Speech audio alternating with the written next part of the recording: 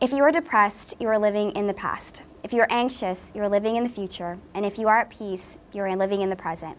This quote encapsulates a belief of a religion and philosophical movement known as Daoism. While the earliest origins are shrouded in mystery, we can date the beginnings of an organized religion to about 550 BC, around the same time as Confucianism, and followers took on Lao Tzu as its founder and the Tao Te Ching as their religious text. Together with Buddhism, these three institutions influenced the Chinese culture that we know today. If all three of these seem to be the same, it's because they have a great deal in common philosophically, and rather than compete for followers, they believe that an individual could be a Buddhist while also being a Taoist or a Confucianist because they complement each other so well. However, what makes Daoism stand out from its counterparts are two main points of the moral code. The first is the yin and yang, or yang.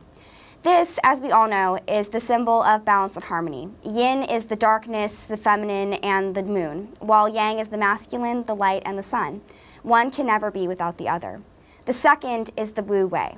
This can be translated as the not being or the not doing. It proposes to go with the flow, like a babbling brook. Rather than fight the obstacles it meets, it flows over and around them and continues to move forward. Where Confucianism asks for social order, Daoism encourages flexibility, and through the practice and acceptance, one hopes to achieve serenity and wisdom.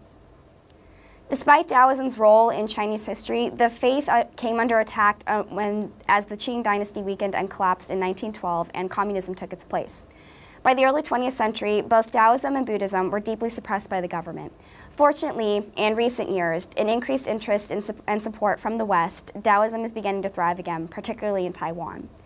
And while the number of followers of the religion has dwindled to about 3 million, about the same as Shinto followers in Japan, the Daoist touch has influenced the arts, culture, and political history of China, and has even spread beyond the national borders to influence Tai Chi and the Korean flag.